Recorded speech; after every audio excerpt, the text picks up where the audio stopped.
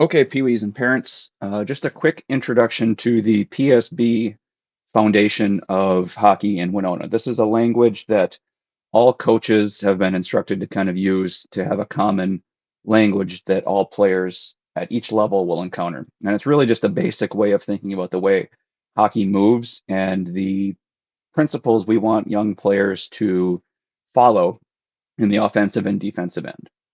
So PSB stands for either the puck support and balance or pressure support and balance. And these three principles apply to any type of offensive or defensive system or forecheck or backcheck that you'll encounter in any level of hockey. So when we are on offense, so we have the puck. The P stands for puck carrier. So this is the first player or attacker to get any loose puck and we have established possession. So that is the P when we're on offense. The S stands for support, and support will be used whether on offense or defense, but basically it's asking in the offensive end, am I open to get a pass? What do I need to do to get open to get a pass? How can I support that puck carrier to provide him with an additional option besides just skating with the puck? So we need to be providing close support with a sense of urgency to give that puck carrier an option because the other team is going to be providing direct pressure to them and they need to have an outlet if they don't have a lane to skate. The B stands for balance, and this applies to all the other players beyond the puck carrier. And it's basically just preaching that we need to spread out on the ice. So our second, third, fourth, and fifth attackers in the offensive end, they need to spread out. They need to be aware of the surroundings and not just staring at the puck, but rather looking at the open areas of the ice where they can be providing support and still balancing out. In Winona, we're trying to preach we don't want more than three players on one side of the ice. So if you imagine a line down the middle of the offensive end, down kind of splitting the goal crease in half. We don't want more than three players on one side. We also don't want more than two players below the bottom of the circles in the offensive end. Another way to think of that is we don't want 2 to 3 players below the goal line in any situation. On the other end of the ice, when we are on defense, the P in the PSB system stands for pressure. This is the first or the nearest defender, and we need to make a read on the puck carrier.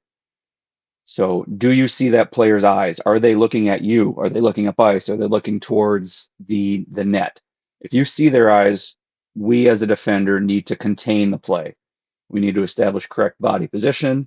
We need to have our movements under control, and we need to force that puck carrier to the low priority areas on the ice. That may be the corner, that may be up the boards, that may be pinning them behind the net. We want to protect the house, that slot area. Alternatively, if you read the play, they have the puck and you see their butt or their numbers, that's when we want to be aggressive. We're still under control, but if they're unable to see us pressuring them, we want to minimize the amount of time and space they have to react to our pressure. So if we see their butt or numbers, we're aggressive, we're going stick on puck, hip on hands, we're trying to contain that puck and force a turnover. If there's a loose puck, we need to be urgent. That first player, the nearest defender, we need to be urgent to get that puck and establish possession so that we can transition to an offensive role. On defense, our S, support. Ask yourselves the question, can I help the first defender while still covering another player? Can I put myself in a position that is essentially occupying two functions? I can take away a passing lane and still cover the nearest defender, or I need to read, did my teammate apply direct pressure on the player's butt, and we need to go in there and help retrieve a loose puck. And the last part of PSB is balance in the defensive end. It's a very similar principle to the offensive end. The second, third, fifth attackers or defenders here need to have their head on a swivel. They need to be constantly looking at their surroundings and not just chasing the puck, remembering where our priority area is. Okay? We need to have two players on that puck balanced out in front, and we don't want more than three players below the bottom of the circles in the defensive end. I'll start with a couple of pressure-related clips, so the P or the puck in our PSB system. I'll play the clip once, and then I'll talk through it the second time.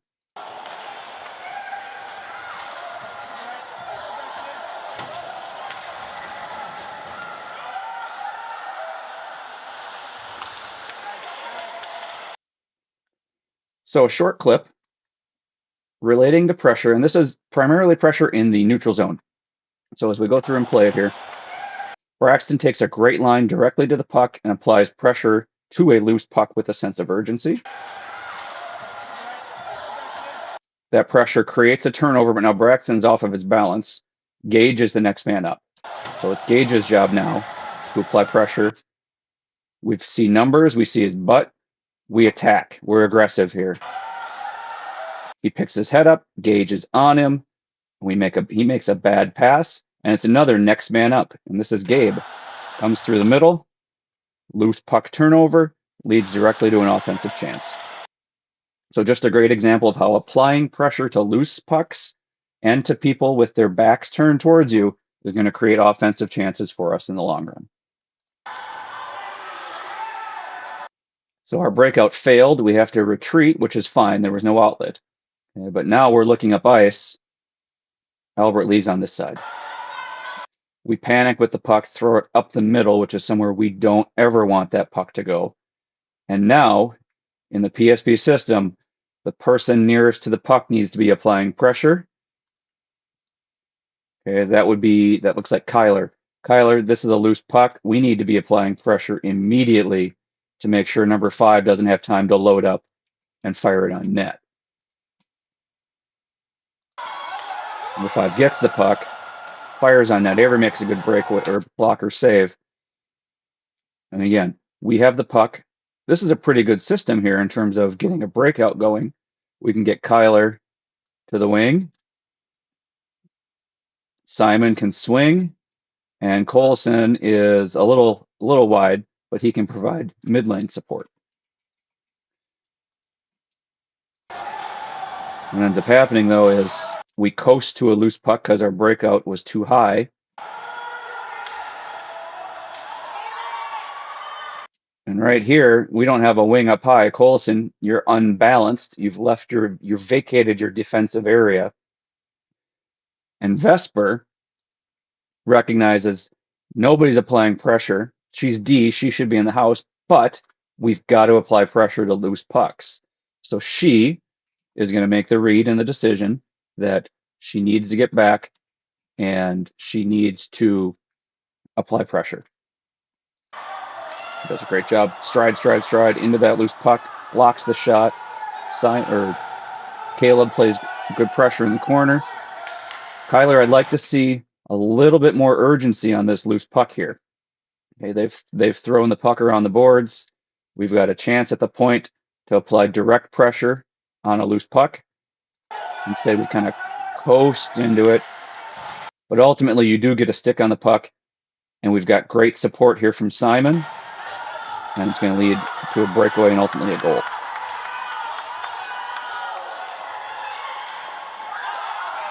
So there are instances in that clip where we can apply better pressure, we can have better support, we can be much more balanced and remembering our breakout roles.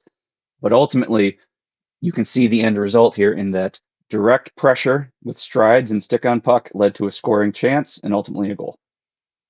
Another clip related to pressure. This one is something that we can do better applying pressure in our offensive end. It starts in the neutral zone. I'll play it through. It ultimately concludes in a shot, but see if you can catch where we can apply better areas of pressure.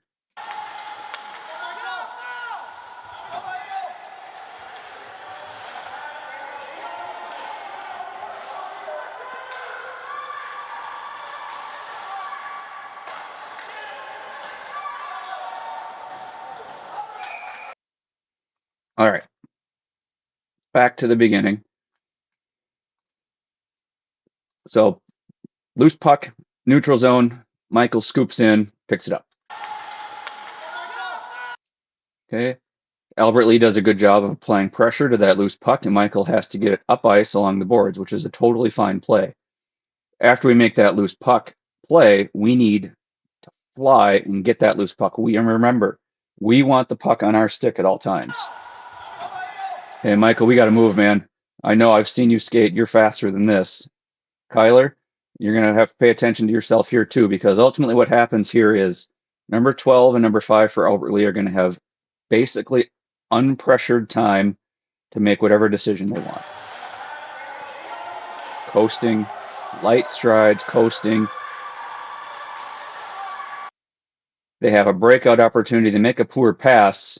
Harlan's able to intercept and fire a puck here. But if we rewind this is what is going to get your coach's blood boiling. If we see this level of effort, guys, we need to move feet. We need to get our P, whoever that may be, applying pressure. Our support, reading where that pressure may be going. Okay, so if Michael's applying pressure here and number 12 is coming in, Kyler, your support could be on the wall or kind of hovering in the slot looking for a turnover that Michael may make. Instead, all three forwards are coasting, and Albert Lea has, if they make a good pass, a pretty easy exit from their defensive end.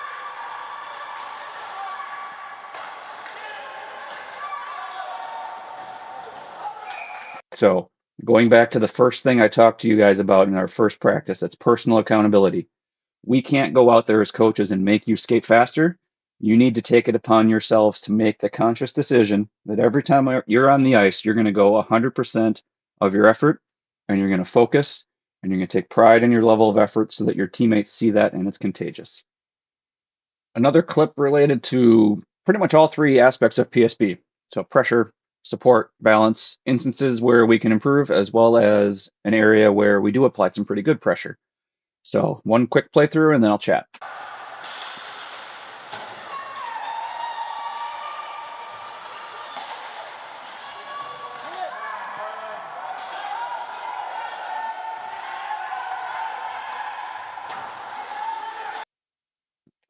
All right, back to the beginning. Loose puck ends up in the face-off circle. Okay, Michael's retrieved it. What I'd like here, Michael, is get this loose puck, take it to the net. Okay, if you don't feel like you have enough time, throw it to the net. Funny things happen when pucks go to the net. We end up kind of stick handling ourselves into a bit of a pickle, and what ends up happening is we have 1, 2, 3 Winona players within one circle. Okay, we're no longer providing adequate support. We're no longer balanced. Okay, we are completely contained within one area of the ice. Defense, I like where we're at. Okay, but forwards, we need to be aware of things other than the puck. All three of us are staring directly at that puck.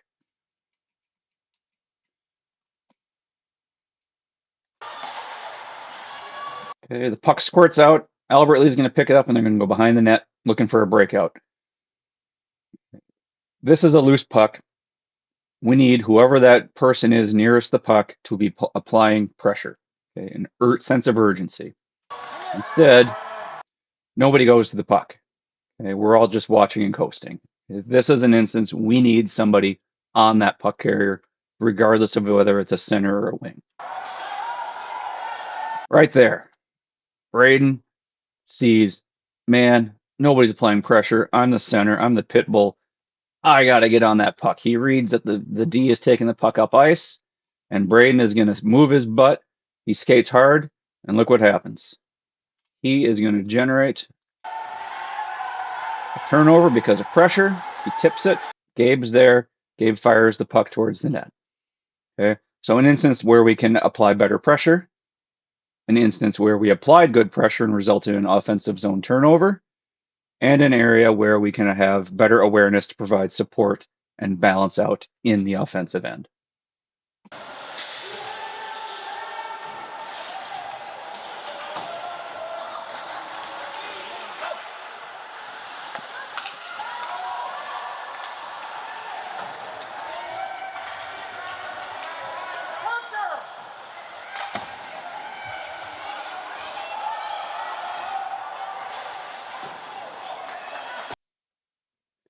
Okay, a lot going on in that clip. But again, all relating to PSB.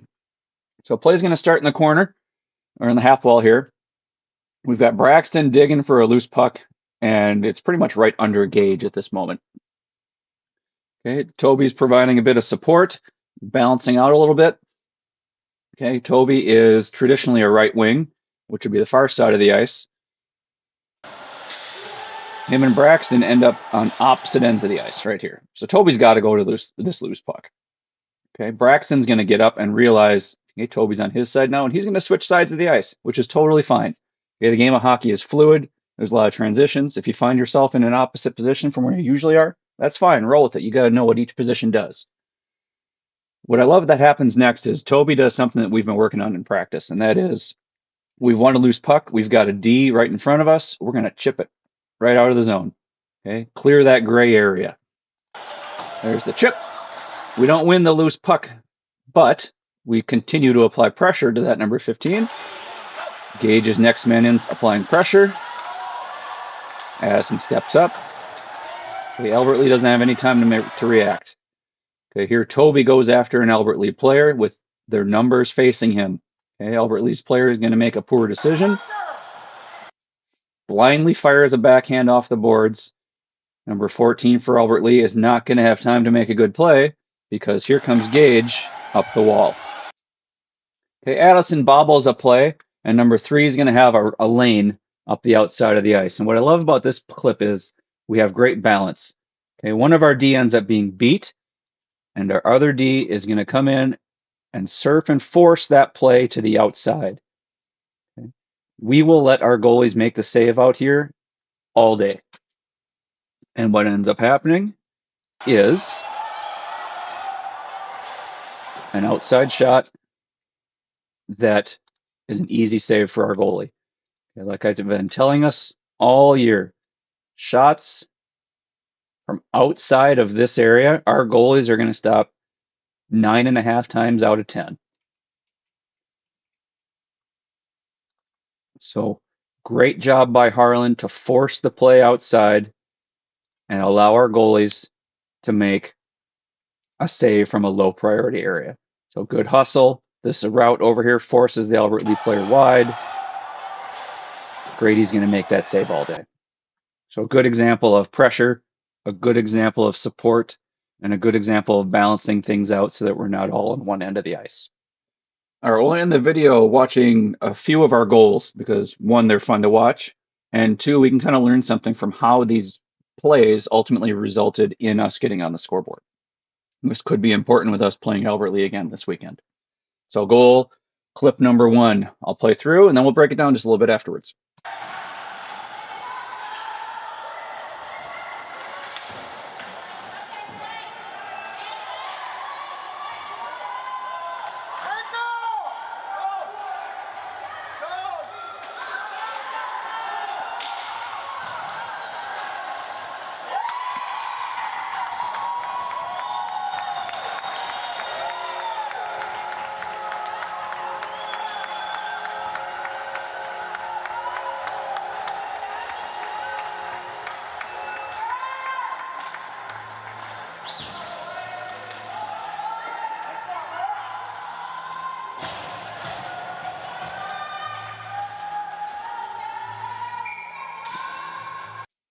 Like I said, they're fun to watch.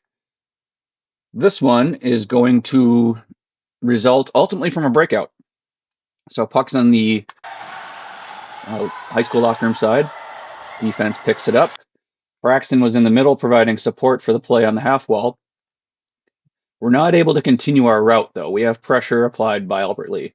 So we end up ringing the puck around the boards, and I love what Braxton does here as he picks up the puck. So he's going for his breakout spot. He sees the puck is being rung. He's going to shoulder check, and then he's going to read where the pressure's coming from and turn away from it. So he's going to use his body as a shield, and he's going to turn back towards the middle of the ice. So reads the play, gets to the half wall, shoulder check, shoulder check, shoulder check, reads the pressure, turns away from it. And this is another play that I love seeing because he's going to end up with pressure here at the blue line. All right, this is the gray area. We don't want to have turnovers here. He's going to chip it out right to himself. Okay, this is a great way to get out of the zone when you don't have a pass outlet. There's our chip. Keeps going. One hand skating speed.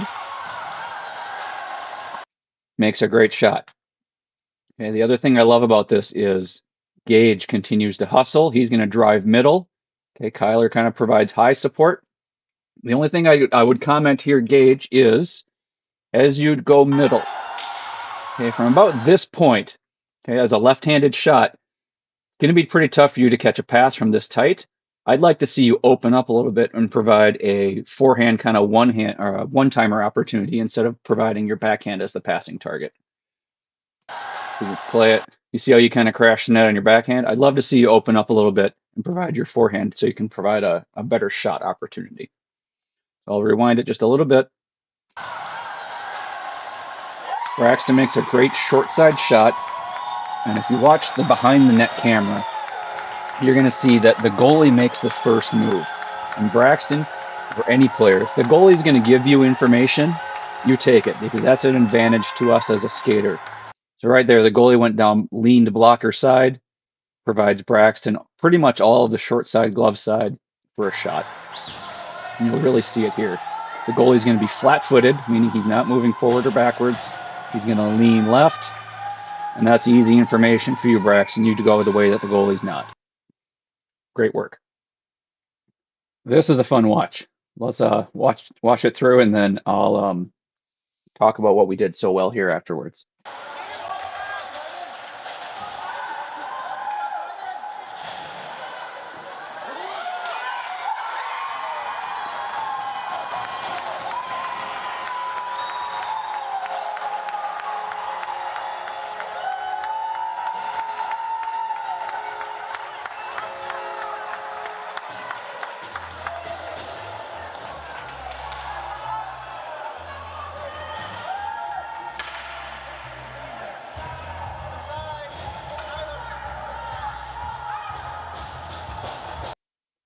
Like I said, that's a fun watch. And this is pretty much an ideal opportunity for us to talk about hard work and doing those little things that we practice every day and how they can result in something so awesome. So Simon, I love what you do here. You're going to battle through this play, and then ultimately you're going to make a chip around two defenders, just like we practice when we have full ice practices. Chip around that gray area, skate around the defenders, pick up the loose puck. Chip. Look at all this open ice now. This stick right here, this is Colson. Colson is going to do an excellent job of providing mid-lane support to the uncovered area of the ice. Okay. Simon's going to drive wide. This stick right here from number 21 is going to trip him, and he stays with the puck. He doesn't give up because he fell. He controls his slide and throws the puck to the net. And like I said earlier in this video, funny things happen when you throw the puck to the net. So here we go. Here's the trip. Shot. Colson is exactly where we need him to be, crashing the net. And as soon as I unpause this clip, that stick is down, ready for a rebound, and he just buries it into the middle of the net. So much right with this clip, and I love it. Hard work, crashing the areas where we need, and stick on the ice, ready for that rebound.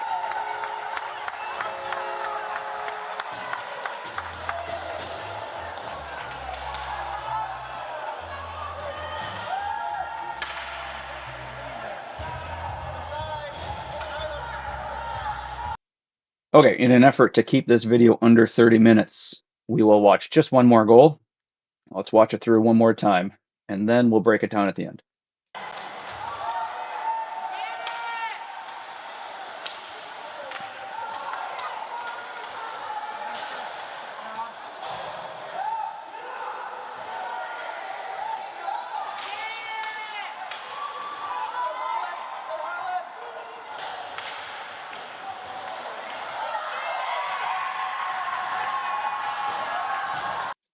All right.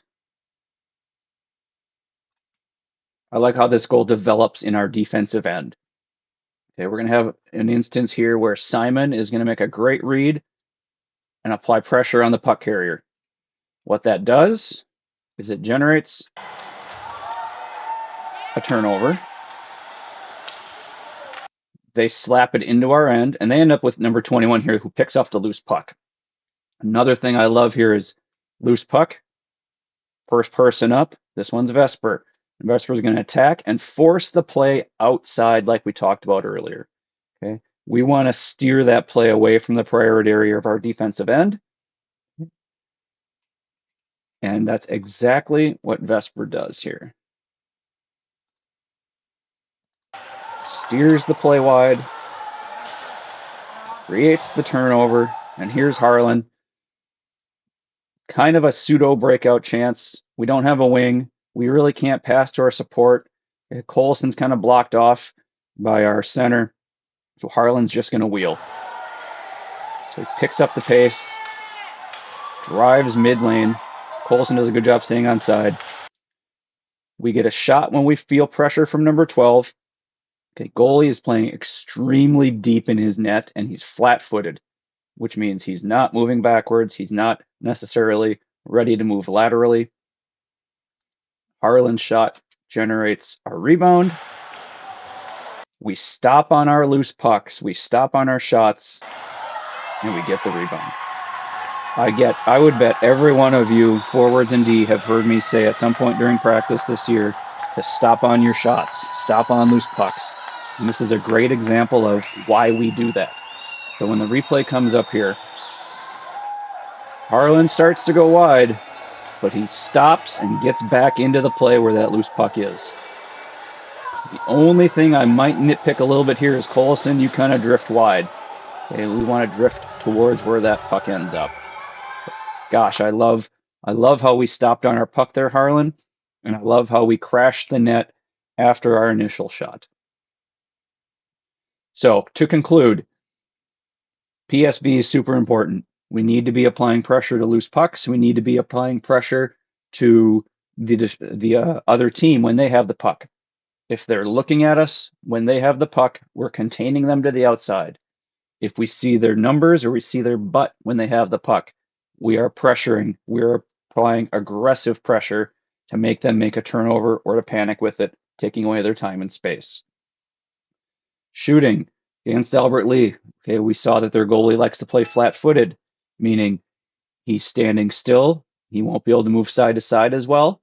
And on breakaways, if he's standing flat-footed, one little deke, one fake shot, you're probably going to get a commit out of him and be able to move to the side. So let's take the things we learned in this video. Let's apply them to our next couple of practices.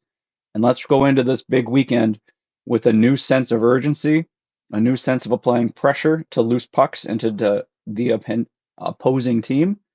And let's put some more goals on the board.